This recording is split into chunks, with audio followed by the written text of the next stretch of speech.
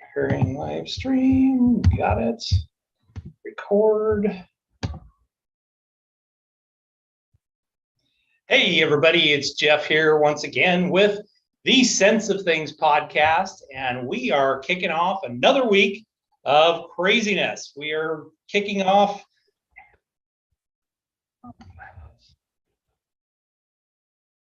Hold on. I'm not sure how crazy it is. Hang on. There we go. All right. Nobody's really watching us yet, so we're fine. Hey, everybody. It's Jeff here with the Sense of Things podcast, and we are in a pretty crazy, goofy week with recession, or maybe not. We've got a Ukrainian and Russian wheat agreement, maybe not. And we're looking, at lots of different economic information and some not very good.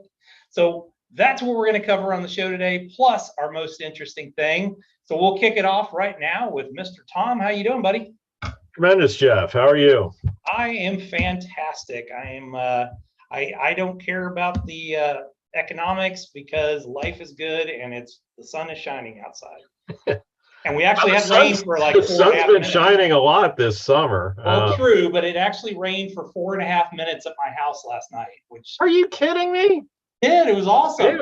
We haven't had any rain at all since like early June. Oh yeah, it was hilarious. It was just like one cloud came over the top of the house, poured for 4 minutes, which all it did was basically wash the dust off the top of my truck. But hey, that's cool. I'll take that. Anyway, I've got my orange friends are in the office today. So you got two of them in there today. Yeah. Ginger's on the chair behind me. Uh-oh. So we'll see. In poncho position is what you're saying? In poncho position, yes. All right. Well, finally somebody took up the mantle after we lost poncho. So yes. So are you ready to share the screen? You may share. Is it all right? Well, as regular viewers might recall, we'd like to revisit previous most interesting things, kind of link from past to present. And a few weeks ago, when they started talking about the Russia and the Ukraine having a deal to have grain exported through the Black Sea, I said it wasn't going to happen. This is maybe a partial mea culpa. They've signed an agreement, but I've got 5 headlines here. So right after our show ended last week, they signed the agreement. Then the next day, the Russians fired 4 missiles at Odessa. Yesterday, apparently they didn't get the message. Yeah, well, I think it was a message. I think it was like this deal is always just a few missiles away from stopping, if it ever still gets going. So the reason it's a partial mea culpa is they still haven't actually gotten anything out of the ports yet. The Ukrainians detained a Russian-owned ship yesterday. And then today's news was Zelensky went down to Odessa, and that Lloyd's of London actually says it's going to insure the ships, which was apparently the big sticking point. Now, what they're going to charge for insurance, I don't know, but no grain has moved yet. But I guess they're going to try to get it going.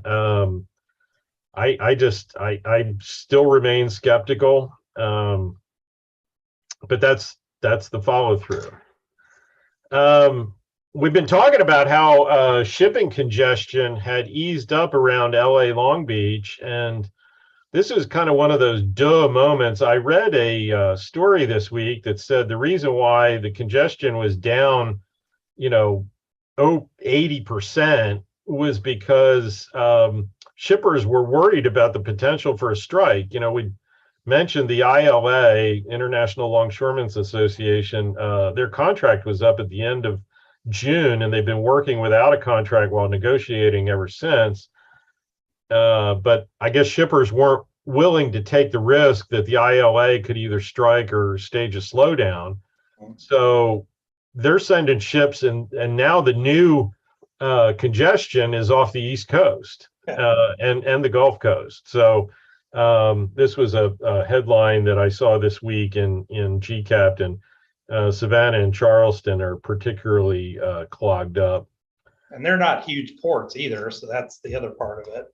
Well, they've been getting bigger, and both of these ports have undergone a lot of dredging and a lot of capacity increases in the last couple of years. So, still nothing like LA Long Beach, though. Yeah. That's the biggest complex that we've got in the country by far. Yeah.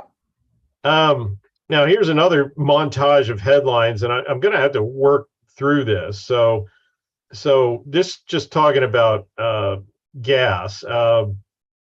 Everybody's been watching Nord Stream 1, the Russian gas that goes to Germany. For those who really have their hand on the pulse, Putin had ratcheted back the flow in Nord Stream 1 to 40% of capacity. Then a few weeks ago, they went down for 10 days for maintenance. And the question was, well, will they ever come back? And then last week, they came back right on schedule.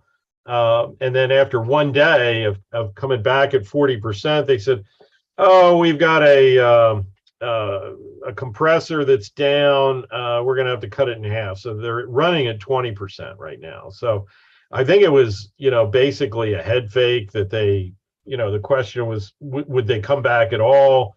They came back, looked responsible, and then said, nah, not so much. So they want to keep Germany guessing. So that's that's this top headline. The next one, I mean, obviously, this is what the German citizens are doing. They're trying to buy propane heaters, oil heaters, pellet stoves, anything that they can get with winter on the way. Now I'm going to contrast that with in early June, the Freeport LNG plant in Louisiana had an explosion. There was a faulty valve that caused 300 feet of pipe to rupture and then caused an explosion and fire. At the time, and this, these kinds of things are not that unusual, whether it's in a refinery or something like this. And at the time, there was some thought that they could be back up by the end of June, that they could fix everything and be back running within 3 weeks. But, and this is the but, we are now under the Biden administration with its jihad against carbon-based fuels. And so what basically the US went in there and said, this entire plant is unsafe. And we are not going to allow you to restart it with these safety concerns, which was news to everybody. So then a week later, Freeport LNG came back after the federal order said the plant was unsafe. Now they're hoping that maybe they'll be up by the end of the year. Oh, so geez. 6 months after, it probably would have been 3 weeks under the previous administration. Now they're looking for excuses. And anybody who wants to think about whether or not regulation can be heavy-handed, I put this baby formula thing in here because of what the FDA did with Abbott Labs, which there's still a shortage, and the FDA has really never, apologized for their foot dragging on, I think, making a mountain out of a molehill on what was going on at Abbott Labs. There was never the bacteria that was found at Abbott Labs, which is, unfortunate, but it was never linked to any actual deaths, which was the whole point of shutting them down in the first place. So bottom line is that regulators can have a heavy hand, and that heavy hand can be so heavy as to ignore real problems that it causes. All of this LNG could be rolling over to Europe and helping them out precisely at the time that they're getting squeezed by Putin. Yeah. And the time they're going to need it, we're still not. And the thing is, on the one hand, the Biden administration will be going out and saying, "Oh, we need Germany to really help us a little bit more with, weapons and stuff with regard to we want our NATO partners to stand strong with us against Russia." And on the other hand, they're basically doing this. That's it's how can you expect them to? How can you expect the Germans to just say, "Hey, we're down with whatever you're down for," when you're basically throttling back gas that could be coming to us. Mm-hmm. Now, for those who want to get picky, Germany does not have onshore LNG regasification facilities. What they do have is they have links to countries that do have onshore gasification, and they've also rented 5 ships for offshore gasification, and then they can bring that onshore, have a ship-to-ship transfer of the LNG, and then it comes onshore. The bottom line is, though, that ultimately LNG and pretty much every spare cargo of LNG out of the United States right now is going to Europe, and Freeport could be participating in that, but they can't. So let's go into some economic news. This week's economic news was pretty bad on a fundamental basis, pretty much all the way across. So the Chicago Fed National Activity Index, this is a big one. It's a diffusion index. Basically, the blue bars indicate, and this is the last 12 months, anything blue is the economy expanding, anything yellow is contraction. And it's a pretty big, the National Activity Index, as it indicates, it tries to be pretty comprehensive. And you can see that the last 2 months have been negative, and we've generally been coming down since October. You can have a month like September of last year, your occasional anomalous one, but the trend is this one right here. Dallas Fed, and I would say the Dallas Fed, this picks up what's going on in the Permian Basin. The Permian Basin, with oil prices, with crude still basically $95 a barrel, upper 90s. I mean, the Permian could be going great guns. So with oil prices being what they are, Houston, certainly, I mean, this state should be doing a lot more than this. I mean, this is pretty stunning. I mean, and it's basically gone straight down now for 5 straight months. So personal income number, this is a little hard to read because I put 2 things on here. The first is the personal income number came in, it was actually a little bit better than the consensus at 0.6 versus 0.5. The PCE, which is basically the spending part, the outlays, that was 1.1 versus a 0.9.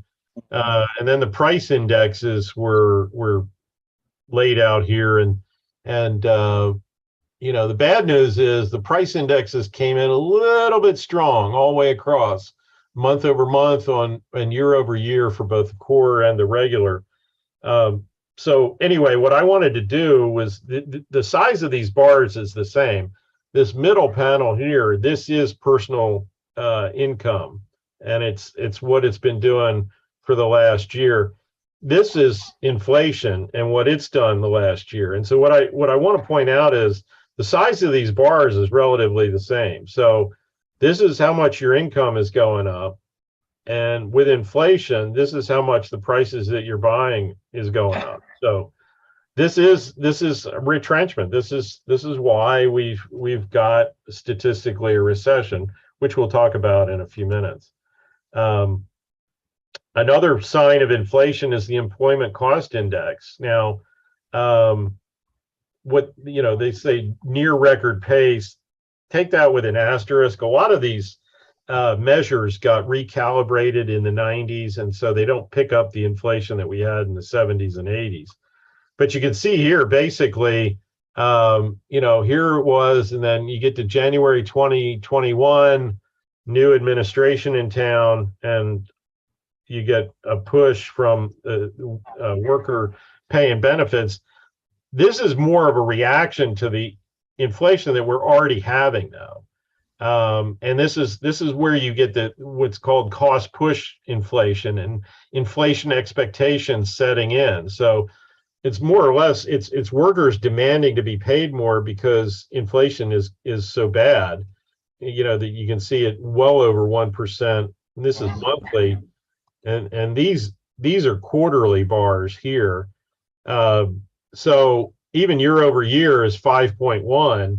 Yeah, that's inflation with inflation at 8 or 9%, they're going backwards. Exactly, but it's only a little bit more than half.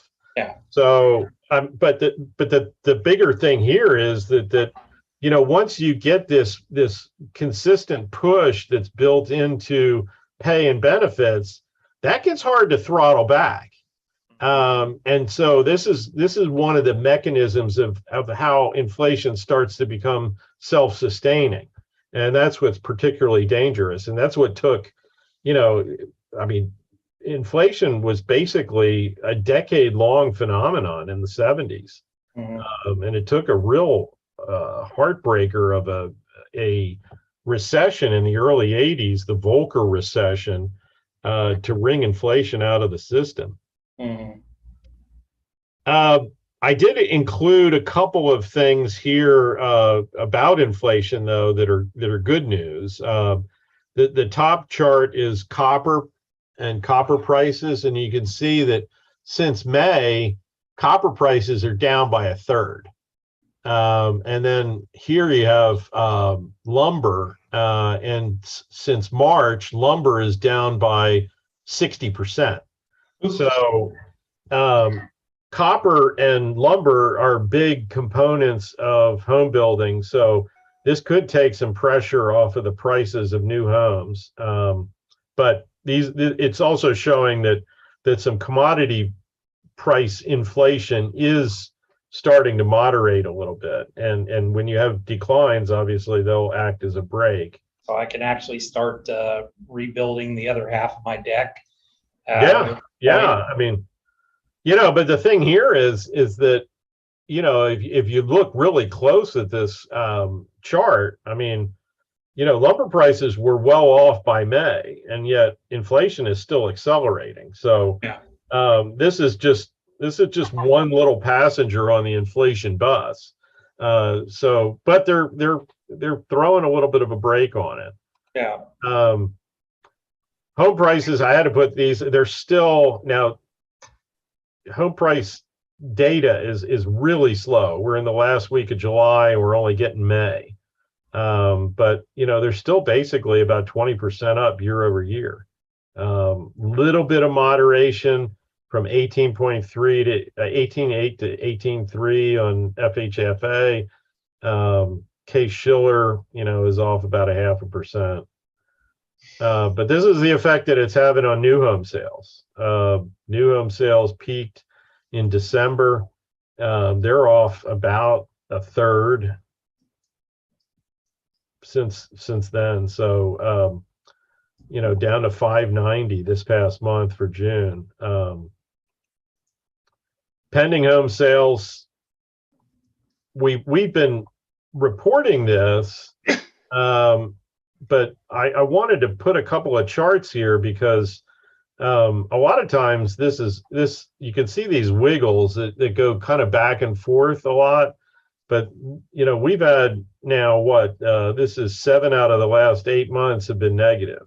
And it's taken the index down. 99.9 was last month, and it dropped to 91. So this is a 5-year chart of the same data. And you can see it gets distorted because you had the COVID drop and then the COVID rebound. If it wasn't for the amplitude of this drop and rebound, you could get a little bit more idea of what's going on with the nuances of these wiggles. But clearly, we're tailing off here. This is the worst that we've been since about a year ago.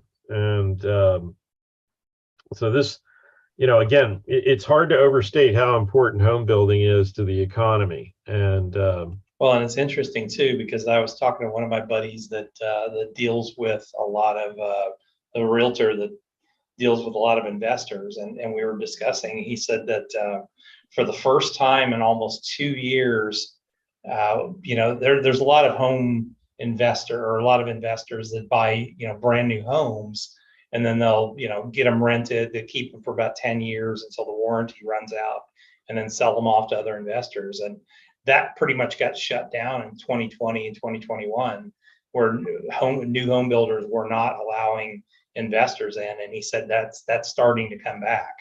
So the demand from the average person is not really as high as again. So you're having investors finally be able to get back into some of these areas that they normally would be. That's interesting. Yeah, I didn't know that they could actually stop investors from buying it. That yeah, I mean they literally they'd honor anybody with a big check. Yeah, I guess they just don't want to have a ton of rentals in their new neighborhoods and things. No, like yeah, that. I can see that. So they always limited it, but because there was such a huge demand, because a lot of them will, they'll get in early and they'll lock down prices, and prices were moving so fast that they were wanting anybody to come in there that they could get before then. It was interesting to hear that, because that tells me that we're kind of getting back to some normality, but it's also we're starting to tail off with these huge high prices. Yeah, well, and consumers' confidence plays a big role in that. You got to be confident if you're going to step up and buy a house. And as we always have to point out, consumer confidence is from the conference board. I guess you can remember confidence, conference board. Whereas consumer sentiment, which came out last week, is the University of Michigan. But they're both going in the same direction, just different numbers. This is a pretty good chart that I got from the conference board itself that shows what a couple of years before the gray area is the great financial crisis of 08-09. And so you can see we had a dramatic fall, but you can see how also we were falling before we got into the recession. So that was a leading indicator. And then we fell during the recession. And then from basically early in 09, we climbed steadily until we got basically into right on the doorstep of COVID. Here's the COVID drop, then the COVID rebound. Interestingly enough, the COVID rebound never really got back to this kind of trend channel, and now we've tailed back off here. So, this is a pretty good drop. It's nothing like this, but this was such an anomaly, exogenous event. This kind of reminds me a little bit more of this, or at least the beginning of it. This is the one bright spot, durable goods. Durable goods orders. We've only had one negative in the past year. This week we had numbers that were ahead of consensus, and in some cases out of the range. So we'll end on an upbeat note there. GDP came out yesterday. This has been hotly debated ever since a few weeks ago. The Atlanta Fed's GDP now, which we showed on here, was showing that we were probably going to have a negative number. And lo and behold, the Atlanta Fed's GDP now was better than the Wall Street consensus, which was for a positive 0.5. It actually came in at a negative 0.9. And now this is 2 quarters of negative GDP growth, which the last time we had that was officially a recession. This was the short-lived COVID 2020 recession. This time around, politically speaking, the administration and a lot of their apologists in the media are trying to redefine what a recession is. And so the long-held 2 quarters in a row of negative GDP growth has suddenly got an asterisk on it. And you have everybody from Janet Yellen to various spokespeople saying that we're not in a recession. Biden, of course, is not admitting it. But who says we're in a recession? Well, we dig down for the details here. These are the people. This is the Business Cycle Dating Committee. And this is not dating, this is dating the business cycle, not two of them are married. So yes, two of the Romers are married and inseparable. Yes. But that's a separate story. But another story that we talked about before this. So these are the people that they work. The committee is at the National Bureau of Economic Research, the NBER, and these are the 8 people. And I'll just point out that all 8 are university professors. Not going to say anything more than, as we know, I believe it's about 93% of university professors in the United States are left of center. Just looking at some of these colleges here. Just saying. I think if it comes to redefining whether or not we're in a recession, or maybe taking a really, really, really long time to think about it before making a decision, I would expect that from this committee. Mm-hmm. Every time I see a graph that's like 100 years, this came from Merck Investments. I have to just throw it out there, even though it's not super related to what we're talking about today. But so this is 100 years worth of data on inflation relative to what inflation is, and deflation in red, inflation in green, superimposed against the S&P 500. You can see the Great Depression here. You can see the S&P 500 went down. You had serious deflation. I mean, deflation at over 10% a year in the early 30s. I mean, the Great Depression was really brutal. I mean, it just when you see some of the stats, 25% unemployment when there was only one breadwinner in the household. Mm-hmm. I mean, it was just amazingly bad. I didn't do these arrows, so I don't know why they seem to kind of quit doing these arrows in the 70s. What the hell? They could have had an arrow here, but I think if you look at these arrows, they're not really. You don't see where there's a huge correlation. I mean, I guess you can say that when inflation peaks, at least in these 2 instances, that they called nice little bottoms of stock market downturns. This one in the 40s was the same way.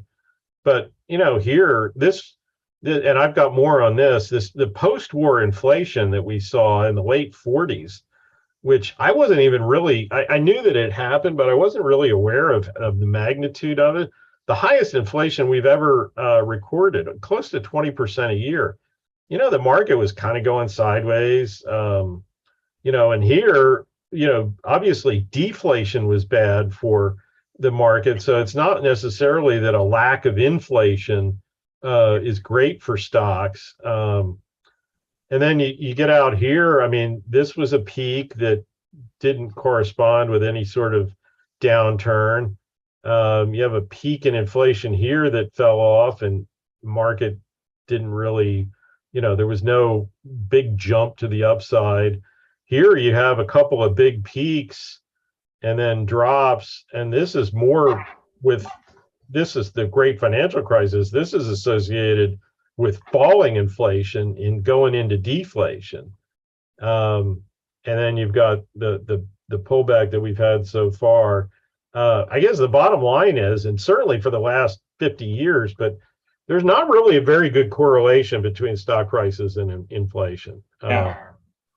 There's a better correlation between deflation and stock prices, because deflation says that you're seriously in a recession, and you're seeing things get hammered to the tune like this, like that. Even this one here, this one looked like it was pretty shallow, but anyway, that I thought that was interesting enough to bring it up. And this is a little bit deeper dive. This is month by month, from basically 1946 through 1948. And it shows how bad the inflation was in 1946 and 1947. There had been a lot of rationing. There was a lot of price controls and everything during World War II. We'd won the war. We knew how to make a lot of weaponry, but we weren't making a lot of consumer goods. And all of a sudden, everybody, was like, "Hey, we won the war. I'm confident. I want to buy stuff." And it's like, well, all the machinery, we're not making cars. We're making tanks. So it wasn't geared towards a consumer at all. So we had really high inflation for a couple of years. Didn't really affect the market, kind of went sideways, as you can see here. But there are some quarters that are starting to say that this is kind of analogous to what we've had post-COVID. If you want to consider, which World War II was an existential threat. COVID was not. I'm sorry, but that we spent the same, though. That was the thing. The fiscal response was that the government opened the taps to spend. In the 40s, we were spending it on ships and tanks and airplanes and guys to man all of those things. And in COVID, we basically spent the money on sending it through PPP and sending checks to people, but the effect was basically the same. So some people are saying that this is these inflation rates are analogous, and that you can see them drop off fairly quickly. Inflation was down to about 3% by the end of 1948. But the difference now is the administration keeps wanting to spend instead of well, pulling that's back our like most they did interesting. then. That's our most interesting thing. It was a nice lead in. I appreciate that. So we got a little bit after the Fed hiked again this second 75 basis points this week to tighten. And yet all of a sudden, Joe Manchin, who'd been saying, I don't like the energy provisions, I don't like the spending money we don't have. Joe Manchin just surprised the world this week and said, "Hey, I'm on board with the climate change bill. I'm on board with spending more money. What inflation?" This could be probably several most interesting things but the bottom line is, all of a sudden, after everybody's saying that the climate change thing and everything else was dead, all of a sudden we've got a huge bill, a spending bill that's not going to do anything. But so I have this. This is the headline, basically. I love the term clamps down on 200 U.S. companies that avoid paying the standard 21%. Well, first of all, let me just tell you a little bit about companies that don't pay the 21%, they're either companies that have had a lot of losses in the past, and so what you're basically saying is your tax loss carry forwards are useless. So if you have a lot of losses now, it's just probably going to put and you can't utilize tax loss carry forwards. It's really going to inhibit companies' ability to bounce back from losing. And I think there's a lot of people who would think, well, that's not a great idea. Think about, and then the other companies that don't pay the standard 21% are usually companies that are investing a lot. And they're investing a lot in really big stuff, and so there's a lot of depreciation, which wipes out their earnings. Well, do you want companies to not invest? So careful what you wish for, but but I even think it from being a small business owner. Does that mean that my business now is going to be mandated that I have to pay a 15% minimum corporate tax? No, these are the. It's just like anything else. It's only the biggest in the beginning, and then but it's only the biggest in the beginning, and it goes down the food it'll trickle down. But the thing that really irritates me, the official name of this spending bill is the Inflation Reduction Act of 2022, which is preposterous. And I'm going to say that we can put a date mark in this, but this is preposterous. It reminds me of when Barack Obama said about Obamacare that it was going to be the biggest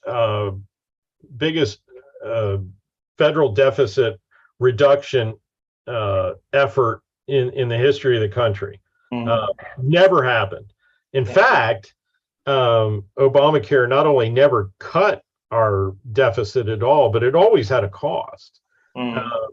So Moody's, which is probably one of the most liberal Wall Street financial firms, they've always been associated with the Obama and Biden administrations.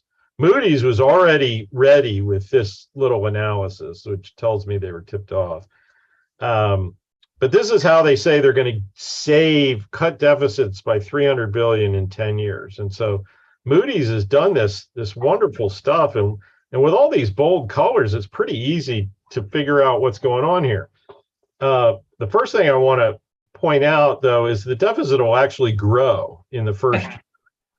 And then really it's still about break even out to 2027. So first 5 years, you get nothing. And this is what Wall Street calls back end loaded. So all your savings is going to come in years 6 through 10. Is that going to happen? No. I'm confident as hell in saying that. This never happens. And whether Republicans or Democrats, they'll always find somewhere to spend all that money. It doesn't matter. And then for those who say that Obamacare actually saves money, even Moody's shows the green here is the Affordable Care Act extension, which is part of this bill. So they show how much the Affordable Care Act is increasing budget deficits. So, and then they're also saying this energy security and climate change, they're going to spend all of this. This is all spending money on climate change stuff. This is windmills and solar panels and stuff. So this is not saving money either. They can say that, oh, we're having energy security, but we're not. So where are you getting it from? Well, some of it you're getting it from this new taxation, which is the orange. And then, all of a sudden, beginning in about 2028, we're going to have prescription drug pricing reform, which is all the red. And this is basically all of the savings we're going to get on your prescription drugs beginning in about 2027. That's where it's all going to come from. That is just, it's preposterous. I could probably have a whole show on just this slide. It's that preposterous. But that's what we get out of Washington these days. And we're going to get those IRS agents out there and hire them and chase out. Yeah, we're going to hire a bunch of them to the Inflation Reduction Act of 2022. Someday history is not going to look kindly on it. Yes. But you can do an after autopsy of any of these bills. Yep. And every one of them look like this, and every one of them fail for the same reasons. Mm-hmm. And in fact, it's so easy to do that nobody does it because every time you could say, well, what about this one? And you could point it out, and Washington just keeps piling them up. They don't care. Yeah. So there's a lot of speculation about why Joe Manchin all of a sudden caved. Yep. Personal issues.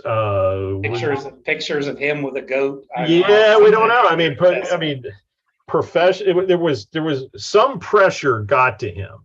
And why it is, all of a sudden he just basically said uncle.